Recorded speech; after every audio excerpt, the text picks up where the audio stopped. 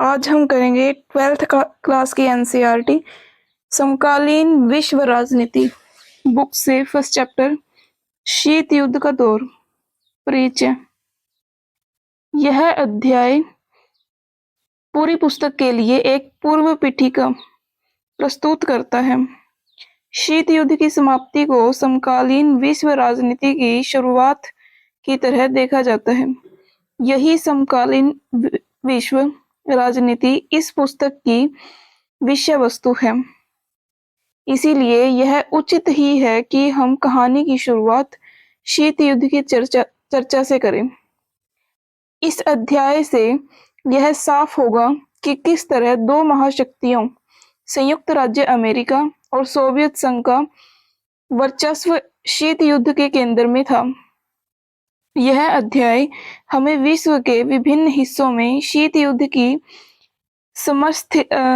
समरस्थलियों तक ले जाएगा।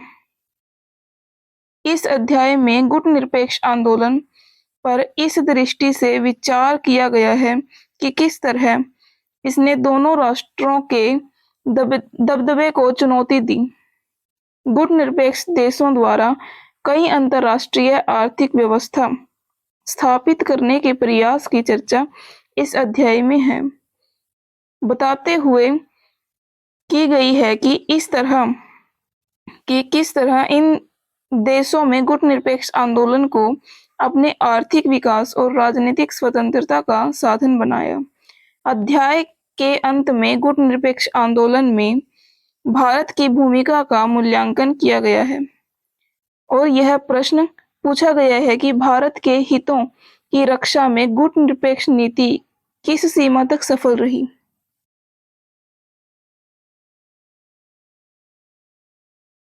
दूसरे विश्व युद्ध के अंत के परिणाम स्वरूप दो महाशक्तियों का उदय हुआ।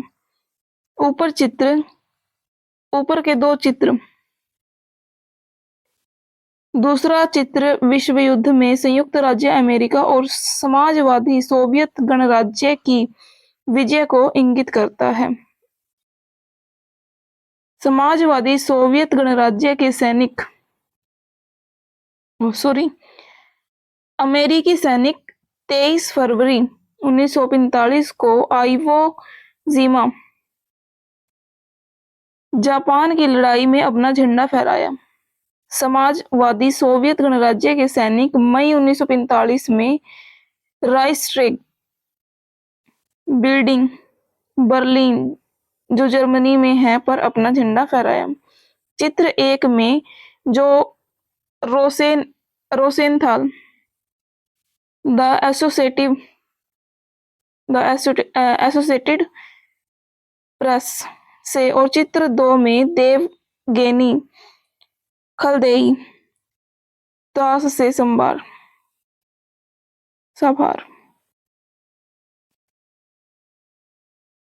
इस दुनिया की सैर कर रहे हैं। हम इस दुनिया की सैर कर रहे हैं, ऐसी जगहों पर जाना जहां बड़ी बड़ी घटनाएं हुई है। सचमुच बहुत मजेदार है। यह नक्शा क्यूबा में तैनात की जा रही परमाणु मिसाइल तक की पहुंच का दायरा दिखाता है कि जहां जहां परमाणु मिसाइल पहुंची उसका एरिया। नक्शे के नीचे ध्यान से देखिए। यह नक्शा संयुक्त राज्य अमेरिका की खुफिया एजेंसी CIA द्वारा क्यूबा मिसाइल संकट पर हुई गोपनीय बैठक में प्रयोग किया गया था। स्रोत John A Kennedy presidential library and museum. Cuba का मिसाइल संकट 1961 में अप्रैल में सोवियत संघ के नेताओं को यह चिंता सता रही थी कि अमेरिका साम्यवादियों द्वारा शासित क्यूबा पर आक्रमण कर देगा और इस देश के राष्ट्रपति फिदेल कास्त्रो का तख्ता पलट हो जाएगा। क्यूबा अमेरिका के तट से लगा हुआ एक छोटा सा द्वीपीय देश है। क्यूबा का जुड़वा सोवियत संघ से है। क्यूबा का जुड़ाव सोवियत संघ से है और सोवियत संघ उसे कूटनायिक और वित्तीय सहायता देता है। सोवियत संघ के नेता निकिता खुश्चेव ने क्यूबा को रूस के सैनिक अड्डे के रूप में बदलने का फैसला किया। 1962 में खुश्चेव ने क्यूबा में परमाणु मिसाइलें तैनात कर दी। इन हथियारों की तैनाती से पहले अमेरिका नजदीकी निशाने की सीमा पर आ गया। हथियारों की इस तैनाती के बाद सोवियत संघ पहले की तुलना में अब अमेरिका के मुख्य भाग के लगभग 2 गुने ठिकानों या शहरों पर हमला बोल सकता था। क्यूबा में सोवियत संघ द्वारा परमाणु हथियार तैनात करने की भनक अमेरिकियों को 3 हफ्ते बाद लगी। अमेरिकी राष्ट्रपति जॉन एफ कैनेडी और उसके सलाहकार कुछ भी करने से हिचकिचा रहे थे, जिससे दोनों देशों के बीच परमाणु युद्ध शुरू हो गई। लेकिन वे इस बात को लेकर दृढ़ रहे कि वे खुश्चेव क्यूबा से मिसाइलों और परमाणु हथियारों को हटा लें। कैनेडी ने आदेश दिया कि अमेरिकी जंगी बेड़ों को आगे करके क्यूबा की तरफ जाने वाली सोवियत जहाजों को रोका जाए। इस तरह अमेरिकी सोवियत संघ को मामले के प्रति अपनी गंभीरता की चेतावनी देना चाहता था। ऐसी स्थिति में यह लग रहा था कि युद्ध होकर रहेगा। इसी को क्यूबा मिसाइल संकट के रूप में जाना जाता है। इस संघर्ष की आशंका ने पूरी दुनिया को बेचैन कर दिया। यह टकराव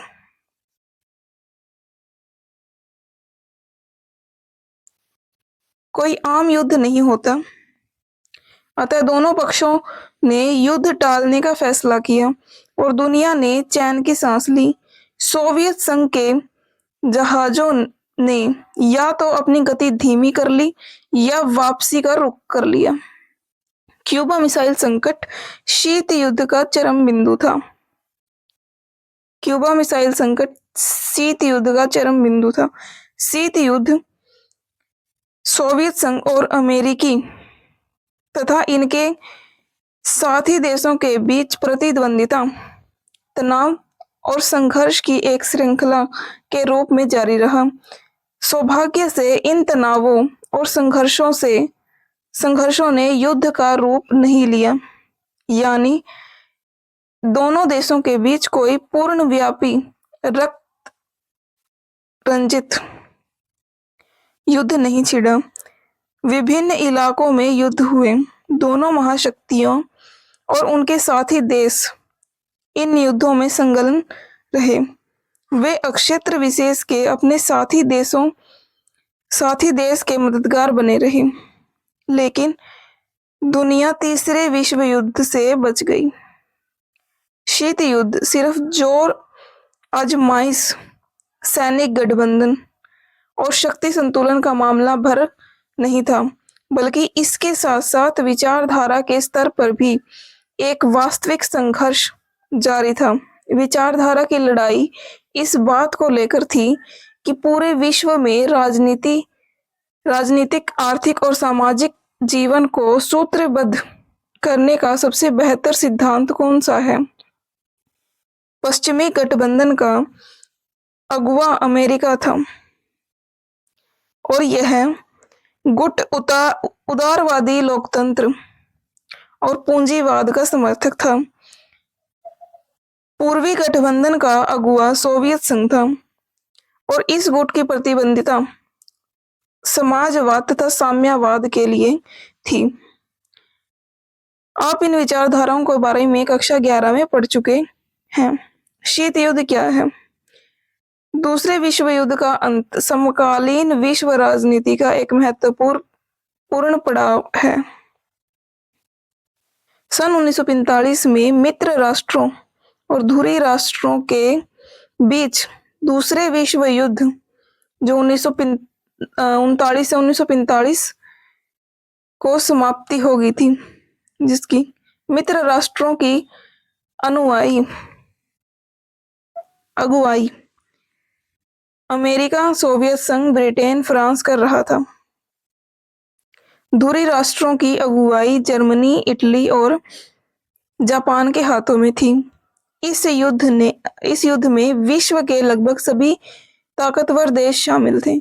यह युद्ध यूरोप से बाहर के इलाके में भी फैला और इसका विस्तार दक्षिण पूर्व एशिया, चीन, बर्मा और बर्मा जो अब म्यांमार है, तथा भारत के पूर्वोत्तर के कुछ हिस्सों में रहा।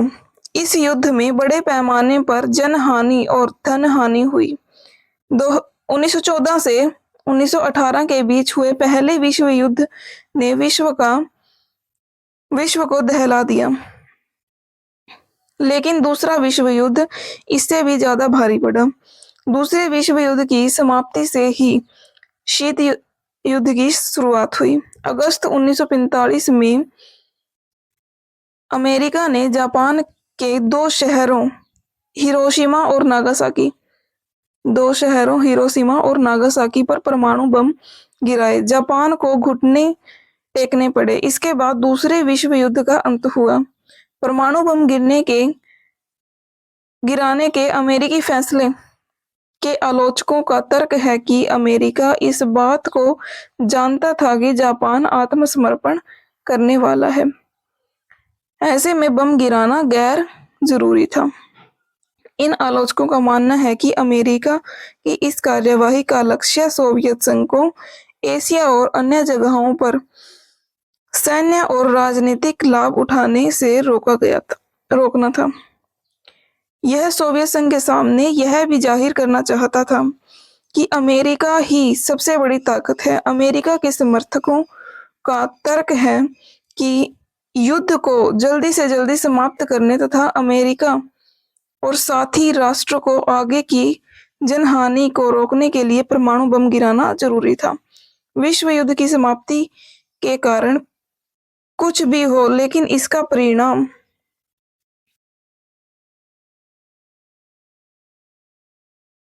यही हुआ कि वैश्विक राजनीति के मंच पर दो महाशक्तियों का उदय हो गया।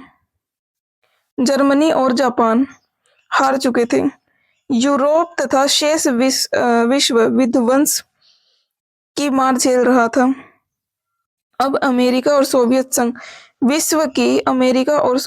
विश्व की सबसे बड़ी शक्ति थी। इनके पास इतनी शक्ति थी कि विश्व की किसी भी घटना को प्रभावित कर सकते थे। अमेरिका और सोवियत संघ का महाशक्ति बनने की होड़ में एक दूसरे से मुकाबला खड़ा होना शीत युद्ध का कारण बना।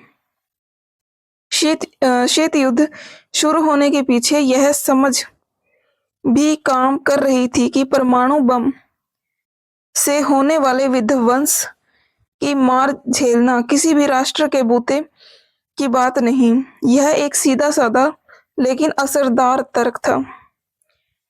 जब दोनों महाशक्तियों के पास इतनी क्षमता के परमाणु हथियार हों, वे एक दूसरे को असहनीय क्षति पहुंचा सके, तो ऐसे में दोनों के बीच रक्त रंजित युद्ध होने की संभावना कम रह जाती है।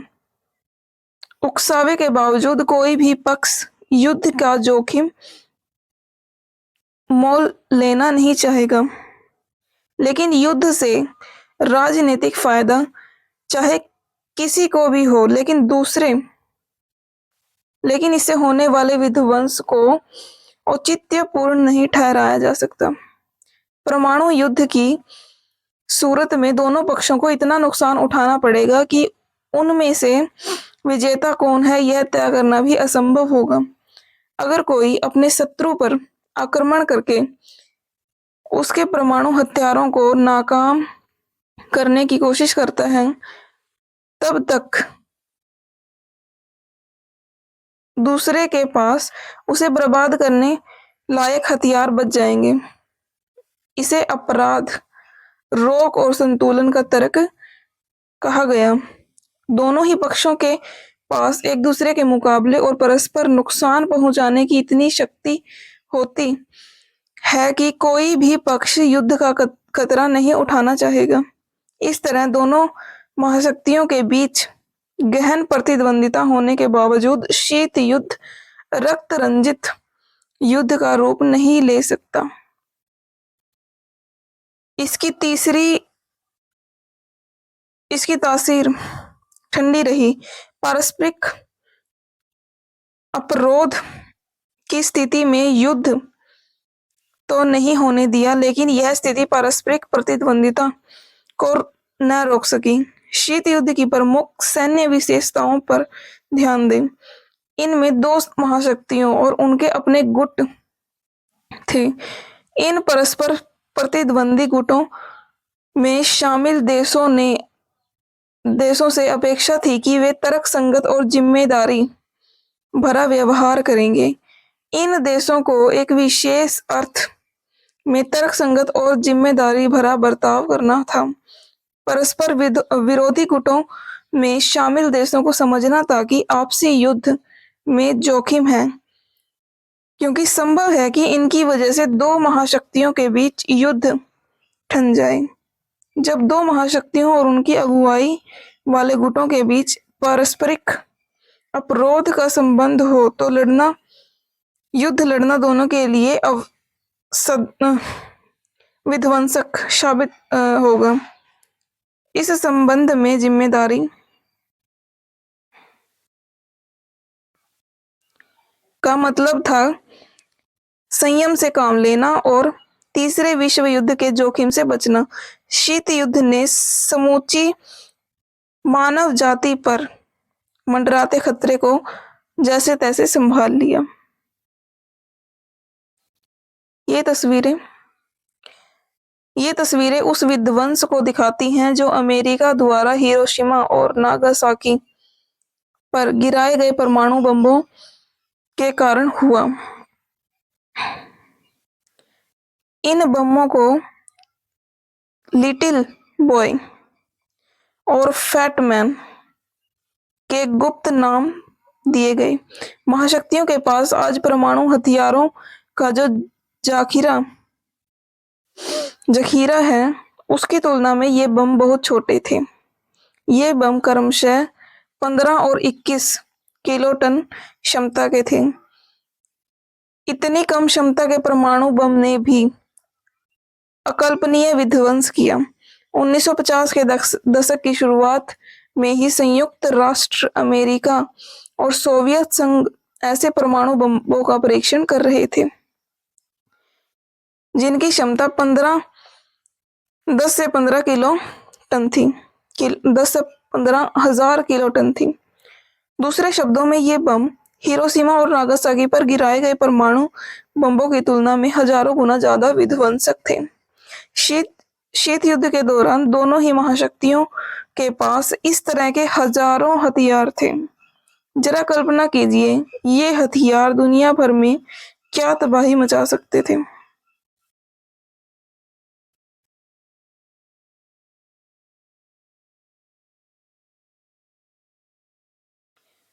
दो ध्रुवीय विश्व का आरंभ। दोनों महाशक्तियां विश्व के विभिन्न हिस्सों पर अपने प्रभाव का दायरा बढ़ाने के लिए तुली हुई थी। दुनिया दो गुटों के बीच बहुत स्पष्ट रूप से बट गई थी। ऐसे में किसी मुल्क के लिए एक रास्ता यह था कि वह अपनी सुरक्षा के लिए किसी एक महाशक्ति के साथ जुड़े रहे। दूसरी महाशक्ति और उसके गुट के देशों के प्रभाव से बच सके। परस्पर विरोधी गुटों के अपेक्षाकृत छोटे देशों ने महाशक्तियों के साथ अपने अपने जुड़ाव का इस्तेमाल निजी हितों में किया। इन देशों को स्थानीय प्रतिद्वंदी देश के खिलाफ सुरक्षा का वायदा मिला, हथियार और आर्थिक मदद मिली। इन देशों की अपने पड़ोसी देशों से होड़ थी। महाशक्तियों के नेतृत्व में गठबंधन की व्यवस्था से पूरी दुनिया के दो खेमों में बट जाने का खतरा पैदा हो गया। यह विभाजन सबसे पहले यूरोप में हुआ। पश्चिम यूरोप के अधिकतर देशों ने अमेरिका का पक्ष लिया, जबकि पूर्वी यूरोप सोवियत खेमे में शामिल हो गई। इसीलिए ये खेमे पश्चिमी और पूर्वी गठबंधन भी कहलाते हैं। पश्चिमी गठबंधन ने सोवियत को एक संगठन का रूप दिया। अप्रैल 1949 में उत्तर अटलांटिक संधि संगठन नाटो की स्थापना हुई अप्रैल 1949 में, जिसमें 12 देश शामिल थे।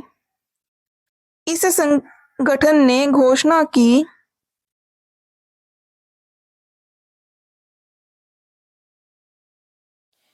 कि उत्तरी अमेरिका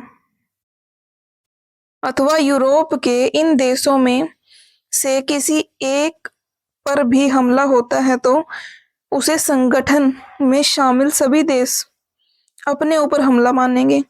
नाटो में शामिल हर देश एक दूसरे की मदद करेगा। इसी प्रकार पूर्वी गठबंधन ने वार्सा संधि के नाम से जाना जाता है। पूर्वी गठबंधन को वार्सा संधि के नाम से जाना जाता है। इसकी अगुवाई सोवियत संघ ने की। इसकी स्थापना सन 1955 में हुई थी और इसका मुख्य काम नाटो में शामिल देशों का यूरोप में मुकाबला करना।